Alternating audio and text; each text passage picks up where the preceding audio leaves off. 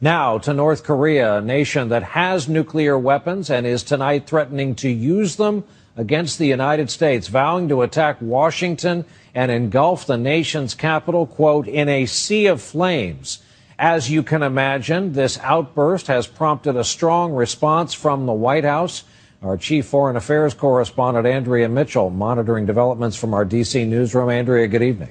Good evening, Brian. Tonight, the White House says the United States can defend itself against a North Korean missile attack, even as Pyongyang ratchets up its threats against the U.S. It was North Korea's toughest threat yet, announced on state TV. Since the United States is about to ignite a nuclear war, we will be exercising our right to preemptive nuclear attack. A recent government video shows a North Korean missile blowing up Manhattan. Pyongyang defied the world with a nuclear test last month and a missile test in December. But experts say the regime has not proved it can put a nuclear warhead on a missile that could reach the U.S. And all this may be backfiring. Today, China, North Korea's closest ally, voted with the U.S. for the toughest economic sanctions yet, hitting Kim Jong-un and his generals where it hurts.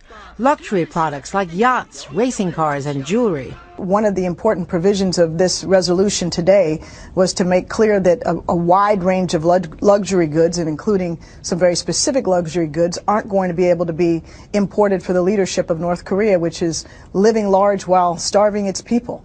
Kim's love of Western products and sports was proved again only last week by his bizarre embrace of Dennis Rodman.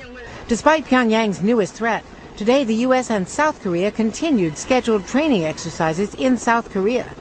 While officials say the U.S. is well defended against missile attacks, South Korea and Japan are increasingly worried about their belligerent neighbor. This 28-year-old leader is either trying to embolden himself with the military that run the operations of North Korea, or the other way around. The military is exerting force over this young 28-year-old leader, and this saber rattling is serious, and we should take it serious.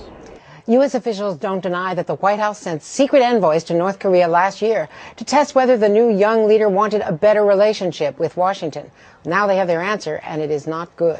Brian? Andrea Mitchell in Washington for us tonight. Andrea, thanks.